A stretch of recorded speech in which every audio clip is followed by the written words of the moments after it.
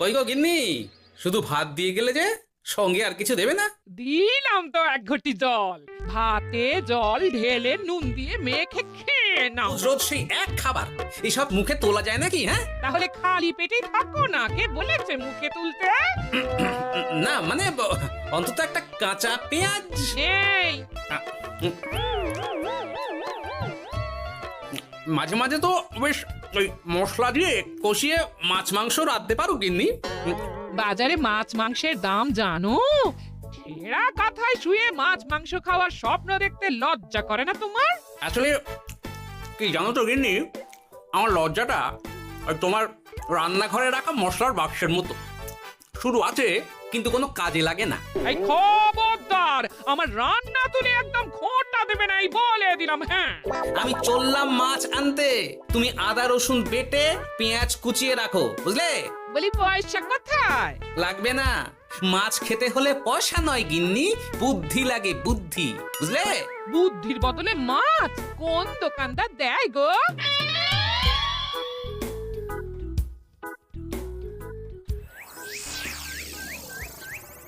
না না না না না, কিছুতেই বুঝে উঠতে পারছি না। এই নিন জাহাপনা, আপনার জন্য আম পোড়া শরবত এনেছি, খেয়ে নিন। ওরা কপাল আগে সামলাই, তারপর আম পোড়ার শরবত খাবো।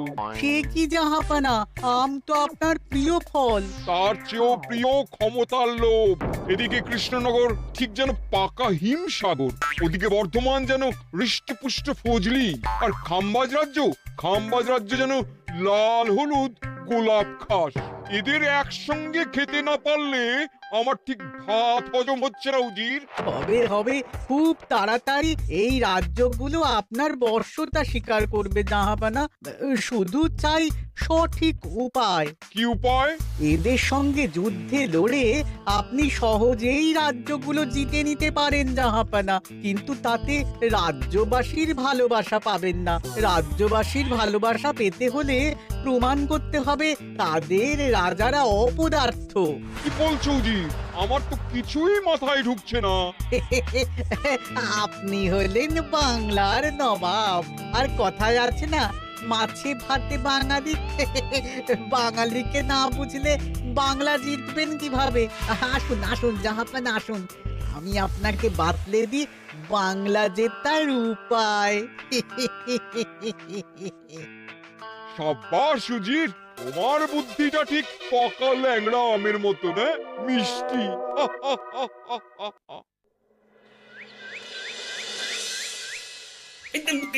ধর ধর ধর ধর ধর, এই পায়ের নিচ দিয়ে গলে গেল, ধর ধর ধর ধর। বিশাল বড় মাছ গো গোপাল দাদু। একেবারে পাকা শোল। ছাড়বে না গোপাল দাদু, আজ রাতে আমরা জমিয়ে মাছ ভাত খাবো। খেতে তো হবে শোল মাছের ঝোল আর তেল কই। তোদের দিদাকে বড় মুখ করে বলে এসেছি, ধরেছি।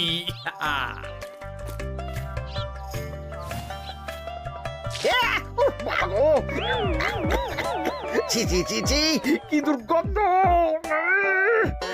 গোপালকে ছাড়বেন না মহারাজ, ও ইচ্ছে করে আমার মুখে কাদা ছুঁড়েছে। ঠাকুর বলেছেন মানুষ নিজের কর্মফল একদিন না একদিন ঠিক পাবে। মন্ত্রী মশাই যে এত তাড়াতাড়ি পেয়ে যাবেন ভাবতেই পারিনি। দেখেছেন মহারাজ, দেখেছেন? দোষ করে এখন আবার ধর্মের বাণী দিচ্ছে। তুমি রাজসভা কামাই করে এসব কি করছো গোপাল? যা সামান্য বেতন পাই সব পেঁয়াজ রসুন কিনতেই ফুরিয়ে যায় মহারাজ, তাই মাছটা নিজেই ধরে খাচ্ছি। হ্যাঁ? মহারাজ আপনার পায়ে পড়ি। থাক থাক, আর আমার পা ছুঁতে হবে না গোপাল। কেন মহারাজ? আমি তো মন থেকে আপনাকে সম্মান করি, বলুন। এ তো আচ্ছা জ্বালাতন। মুর্শিদাবাদের নবাব বাহাদুর আপনাকে একটি বিশেষ পত্র পাঠিয়েছেন, অনুগ্রহ করে গ্রহণ করুন।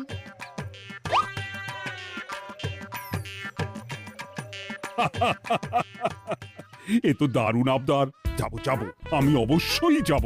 কোথায় যাবেন মহারাজ? নবাব বাহাদুর লিখেছেন আগামী পরশু তার প্রাসাদে অতিথি হয়ে যেতে, তবে খালি হাতে নয়, সঙ্গে করে একটি জ্যান্ত মাছ নিয়ে যেতে। উপহারে জ্যান্ত মাছ? নবাব বাহাদুরকেও আমার মতন জল দিয়ে নুন ভাত খেতে হচ্ছে নাকি? নবাব হোক বা ফকির, সবার গিন্নি সমান। কিন্তু সঙ্গে করে কি মাছ নিয়ে যাওয়া যায়? ভেটকি, চিতল নাকি কাতলা? আচ্ছা, আগামীকাল রাজসভায় আমি সবার মতামত শুনবো। গোপাল, আগামীকাল ঠিক সময় চলে এসো কিন্তু। নাকি যাব মহারাজ, শুধু আমার বেতনটা। ভেবে দেখবো। চল রে, আজ অনেক মাছ পেয়েছি। চল চল চল।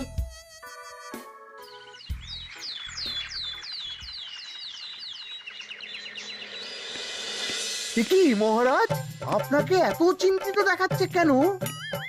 নবাব বাহাদুরের জন্য কি মাছ উপহার স্বরূপ নিয়ে যাওয়া যায় সেই চিন্তায় গতকাল রাতে আমার ভালো ঘুম হয়নি মন্ত্রী। আমিও গতকাল রাতে দু চোখের পাতা এক করিনি মহারাজ। অনেক ভেবে সকালের দিকে আমার মাথায় একটা বুদ্ধি এলো। কি বুদ্ধি? নবাবকে উপহার স্বরূপ ইলিশ দিলে কেমন হয়? বোঝো কাণ্ড, এই বুদ্ধির জন্য রাত জাগতে হলো। হ্যাঁ, ইলিশ তো জল থেকে তুললেই অক্কা পায়, তা জ্যান্ত থাকবে কিভাবে? ঠিক ঠিক, মন্ত্রীর মাথায় গোবর আছে না ভুসি? আমার মতে উপহার স্বরূপ ছোট মাছ নিয়ে যাওয়াই ভালো। এই যেমন ধরুন ওই পুঁটি মাছ, নিজেও খেতে পারবেন আবার ঝালও খেতে পারবেন। ছি ছি ছি ছি ছি, সবাই হাসবে যখন দেখবে কৃষ্ণনগরের মহারাজ উপহার স্বরূপ নিয়ে গেছেন পুঁটি। ওরে বাবা, তাহলে থাক বাবা। তাহলে বাদ গেল মোট দুটি, ইলিশ আর পুঁটি। আমার মতে কাতলা দেওয়াই ভালো, ওজনেও বেশি হবে। না না না, কাতলা দেখতে একদম ভালো নয়, মাথা মোটা মাছ কোথাকার। উপহারে এমন কিছু দেওয়া উচিত যা দেখতে সুন্দর হবে। হ্যাঁ ঠিক তো, তাহলে বরং ভেটকি দিয়ে দিন। ভেটকি বাজারে কত করে কিলো এখন? পয়সার চিন্তা আমি করছি না গোপাল, বরং আমার চিন্তা মান সম্মানের। বাকি রাজ্যের রাজাদের তুলনায় আমার উপহার যেন নবাবের বেশি পছন্দ হয়। কিন্তু সবাইকে এরকম অদ্ভুত উপহার নিয়ে যেতে বলার কারণ কি? মাছ, তাও আবার জ্যান্ত। আচ্ছা মহারাজ, এর পিছনে নবাব বাহাদুরের কোনো চাল নেই তো? গোপাল, তুমি মিছি মিছি সন্দেহ করছো। কথা না ঘুরিয়ে বরং একটা ভালো মাছের নাম বলো দেখি। ভালো মাছ? জ্যান্ত কই মাছ নিয়ে যান মহারাজ, গতকাল অনেকগুলো ধরেছি।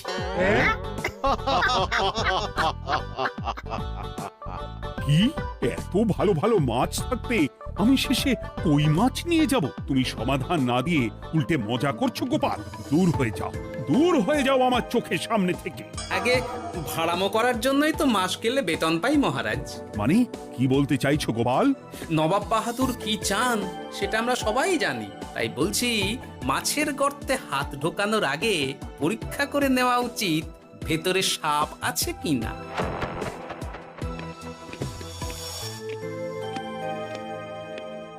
এই মন্ত্রী, গোপাল কি বলে গেল? সাপ ব্যাং কিছুই তো বুঝলাম না। ছাড়ুন তো গোপালের কথা, আমরা বরং মাছ নিয়ে আলোচনা করি। আমার মতে জ্যান্ত ভেটকি নিয়ে যাওয়াই ভালো। আমাদেরও ওই ভেটকিতেই মত আছে। বেশ, এই নাও 100 মোহর। বেছে বেছে সবচেয়ে বড় ভেটকিটা বাজার থেকে কিনে আনো মন্ত্রী। তারপর তাকে রূপোর গামলায় জল ঢেলে রাখো। আমি কাল ভোর ভোর মুর্শিদাবাদের উদ্দেশ্যে রওনা হব। কোনো চিন্তা করবেন না মহারাজ, কাজ হয়ে যাবে। যাওয়ার সময় চিঠিটাও সঙ্গে করে নিয়ে যেতে হবে। নবাবের হুকুম।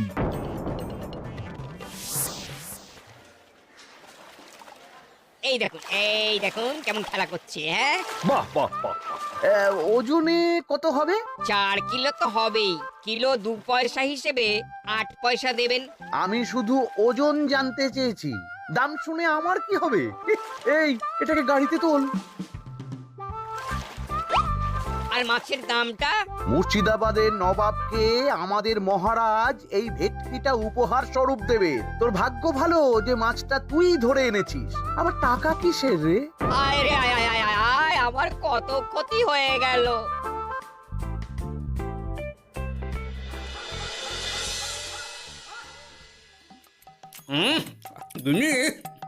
তেল কৌটে যা রেঁধেছ না। বলি বলি আর কটা মাছ আছে গো? আছে তাতে আগামী 7 দিন হয়ে যাবে। হ্যাঁ, তাহলে কাল কই মাছের ঝোল খাবো, পরশু খাবো শোল মাছের কালিয়া। এসব খেয়ে খেয়ে জিভে চড়া পড়ে গেল। বাজার থেকে একটু ইলিশ ভেটকিও তো আনতে পারো। ইলিশের অনেক দাম গো গিন্নি, আর ভেটকি তো বাজারে প্রায় ওঠেই না। কে বলেছে তোমাকে? শুনলাম মন্ত্রী মশাই নাকি আজ বাজার থেকে সবচেয়ে বড় জ্যান্ত ভেটকিটা নিয়েছেন। তাই নাকি? তার মানে আগামীকাল নিশ্চয়ই মহারাজ ওটা নিয়েই মুর্শিদাবাদ যাবেন। আমার মনটা বড্ড কু ডাকছে গিন্নি। না, এভাবে ছেড়ে দিলে হবে না, একটু পরীক্ষা করে দেখতে হবে। হাজার হোক এ রাজ্যটা তো আমারও। এত রাতে আবার কোথায় চললে গো? দেখতে গর্তে সাপ আছে না মাছ। হ্যাঁ?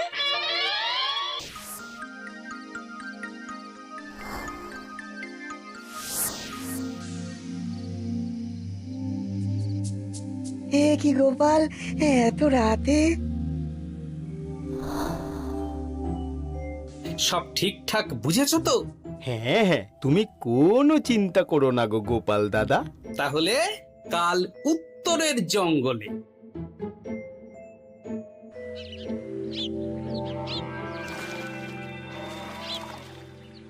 ভেটকি মাছটা রূপোর গামলায় রেখে গরুর গাড়িতে তুলে দিয়েছি মহারাজ। আর নবাব বাহাদুরের চিঠিটা? ইয়ে, সিংহাসনের ওপর, নিচে, ডাইনে, বাঁয়ে সব জায়গায় খুঁজলাম, কোথাও নেই। সে কি তাহলে? এমন চিত্তাকর্ষক উপহার দেখলে নবাব বাহাদুরের চিঠির কথা মনেই থাকবে না। আপনি নির্দ্বিধায় যাত্রা শুরু করুন মহারাজ। ঠিক বলেছ।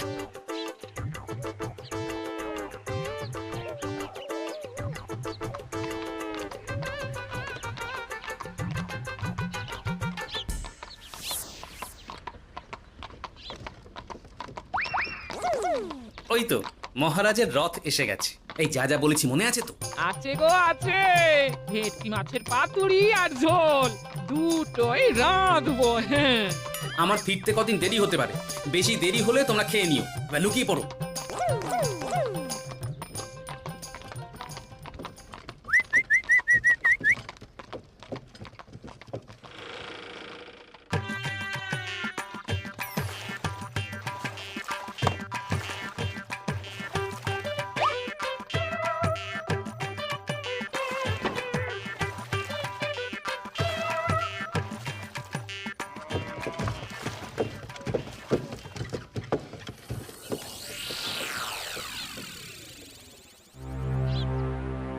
ওই দেখা যায় রথে চেপে সবাই ধীরে ধীরে এদিকেই আসছে জাহাপানা। আসতে দাও, আসতে দাও, এবারই খেলা জমবে। এসো এসো, তোমাদের সবাইকে মুর্শিদাবাদে স্বাগত জানাই। আমার উপহারের কথা মনে আছে তো? আছে জাহাপানা আছে, শুধুমাত্র আপনার জন্য আমি নিয়ে এসেছি একটা জ্যান্ত কাতলা। এই নিয়ে এসো। আমার উপহারও কিছু কম নয় জাহাপানা, নিয়ে এসো। আর তোমরা? আর কৃষ্ণচন্দ্র, তুমি কি এনেছো? এদের সবার চেয়ে ভালো উপহার এনেছি, যা দেখলে আপনার মন একেবারে আনন্দে নেচে উঠবে। ইচ্ছে করবে এক্ষুনি হয় পাতুরি না হয় ঝোল করে খেয়ে নি। তাই নাকি? হ্যাঁ, খাস নবাব বাহাদুরের জন্য আমার বিশেষ তোফা। কই নিয়ে এসো। এই তো কই নিয়ে এসেছি মহারাজ। গোপাল, তুমি? ভেটকি কোথায়? এতক্ষণে গিন্নি রান্না বসিয়ে দিয়েছে।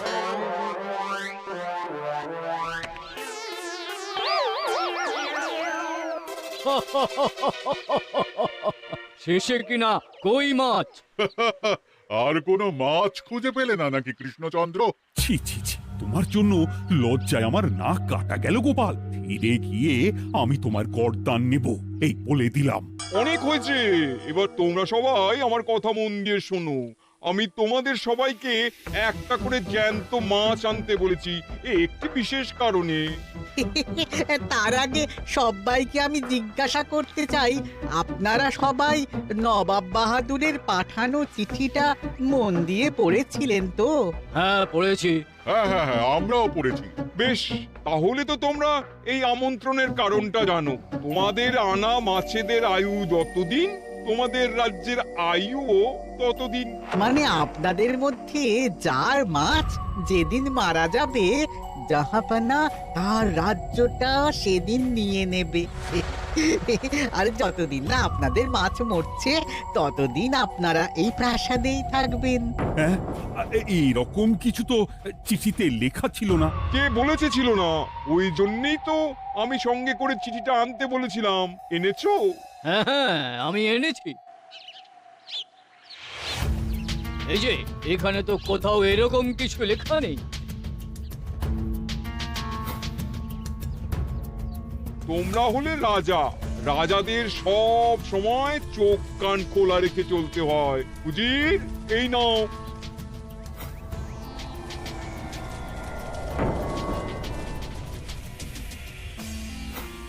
সত্যি তো, চিঠিতে তো এটাই লেখা আছে।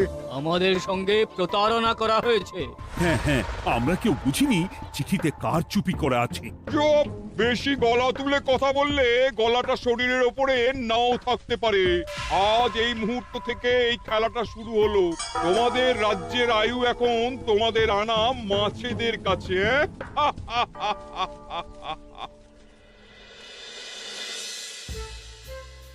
উজির, কার মাছের কি অবস্থা?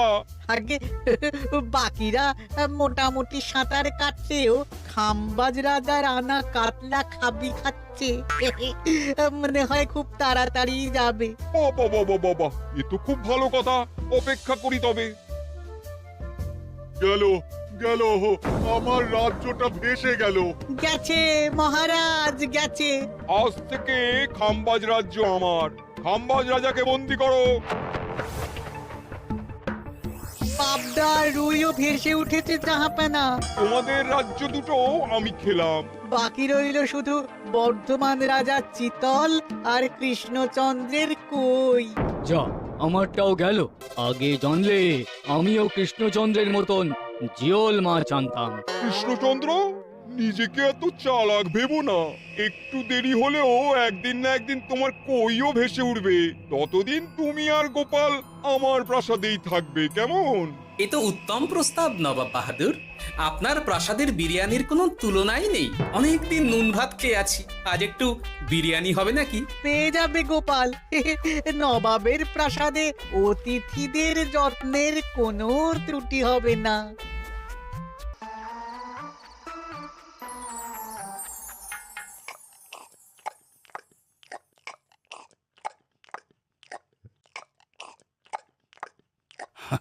আমাকে ক্ষমা করে দিও গোপাল, আমি তোমাকে অনেক কথা শুনিয়েছি, কিন্তু এখন বুঝতে পারছি কেন তুমি ভেটকির বদলে কই মাছ এনেছো। আহ, বিরিয়ানিটা যে রেঁধেছে না, বলছি ওই নবাবের বাবুর্চিকে কোনোভাবে কৃষ্ণনগরে ধরে নিয়ে যাওয়া যায় না মহারাজ? গোপাল, কোনো মাছই অমর নয়। একদিন তোমার আনা ওই কই মাছটাও মারা যাবে, আর সেদিন আমাদের কৃষ্ণনগর রাজ্যটা নবাবের হবে। আহ, মাছগুলো একেবারে ঝুড়ো ঝুড়ো, আর মাংসটা তুলোর মতন নরম। আহ, আমার কথা কি তোমার কানে যাচ্ছে? গোপালের চোখ কান সবসময় খোলা থাকে মহারাজ, আর তাই চিঠির কারচুপিটা ধরতে আমাকে বেশি বেগ পেতে হয়নি। কিন্তু কিভাবে বুঝলে গোপাল চিঠির রহস্যটা? কারণ আমি জানতাম নবাব বাহাদুর অনৈতিক কিছু করবেন না। গায়ের জোরে নয়, বুদ্ধি দিয়েই উনি বাজিমাত করবেন। অবশ্য এ ব্যাপারে আমাকে সাহায্য করেছে বিজ্ঞানী। একটা সাহায্য করতে পারবেন বিজ্ঞানী?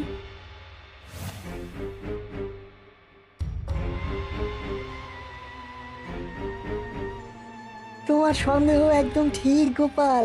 এই চিঠিতে লেবুর রস দিয়ে লেখা হয়েছে কয়েকটি লাইন, যা শুধু আগুনের তাপেই ফুটে উঠবে। এই নাও। সর্বনাশ! গর্তে মাছ নয়, বিষধর সাপ আছে। এবার কি হবে গোপাল? আগামী 7 দিন পেট ভরে বিরিয়ানি খাবো মহারাজ। ততদিনে ওরা এসে যাবে। কারা আসবে? দেখুন না শুধু।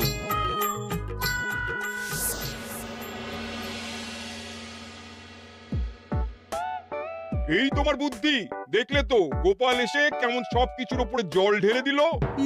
মানে বুঝতে পারিনি যে ওরা ওরা চিঠির কারচুপি সব ধরে ফেলবে। কৃষ্ণচন্দ্রের কই মাছের কি খবর?